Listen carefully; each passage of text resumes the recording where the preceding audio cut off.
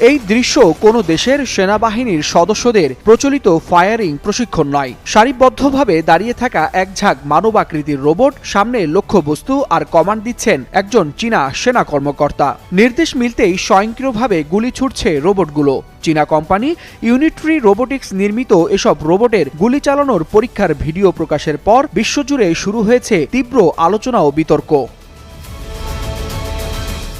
বিশেষজ্ঞদের মতে, এই প্রযুক্তি যদি কার্যকরভাবে উন্নত হয় তবে ভবিষ্যতের স্থলযুদ্ধের ধারণাই বদলে যেতে পারে। মানব আকৃতির রোবটের সঙ্গে কৃত্রিম বুদ্ধিমত্তা যুক্ত হলে যুদ্ধক্ষেত্রে মানুষের সরাসরি অংশগ্রহণ কমে আসতে পারে। সিদ্ধান্ত গ্রহণ, লক্ষ্য নির্ধারণ ও ফায়ারিং সবই হতে পারে স্বয়ংক্রিয় ব্যবস্থায়। ফলে যুদ্ধের গতি, কৌশল ও ঝুঁকির ধরন পাল্টে যাওয়ার আশঙ্কা ও সম্ভাবনা দুটি সামনে আসছে। চীন এরই মধ্যে মানব আকৃতির রোবট প্রযুক্তিতে দ্রুত অগ্রগতি অর্জন করেছে। সাংহাইয়ে অনুষ্ঠিত ওয়ার্ল্ড আর্টিফিশিয়াল ইন্টেলিজেন্স কনফারেন্সে বিভিন্ন প্রতিষ্ঠান তাদের উদ্ভাবন তুলে ধরেছে। শক্তিশালী সরবরাহ ব্যবস্থা, বিপুল বিনিয়োগ ও সরকারি সহায়তায় দেশটিতে শত শত কোম্পানি এ খাতে কাজ করছে। তুলনামূলক কম খরচে উন্নত রোবট তৈরি করাও তাদের বড় সুবিধা।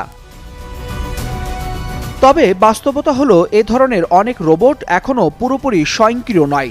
মৌলিক সিদ্ধান্তের ক্ষেত্রে মানব নিয়ন্ত্রণের উপর নির্ভরতা রয়েছে। সূক্ষ্ম কাজের দক্ষতাও সীমিত। ফলে যুদ্ধক্ষেত্রে তাৎক্ষণিক ও জটিল পরিস্থিতি সামাল দেওয়ার সক্ষমতা কতটা কার্যকর হবে তা নিয়ে প্রশ্ন থেকেই যাচ্ছে।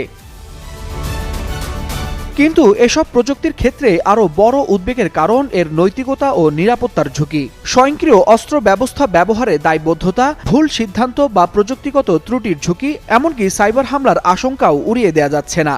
শ্রম বাজারে প্রভাবের পাশাপাশি সামরিক ভারসাম্যেও এর প্রভাব পড়তে পারে। ফলে চীনের রোবট যোদ্ধার এই পরীক্ষামূলক উপস্থিতি শুধু প্রযুক্তির প্রদর্শনী নয়, বরং ভবিষ্যৎ যুদ্ধের এক সম্ভাব্য ভয়াবহতার আভাস দিচ্ছে।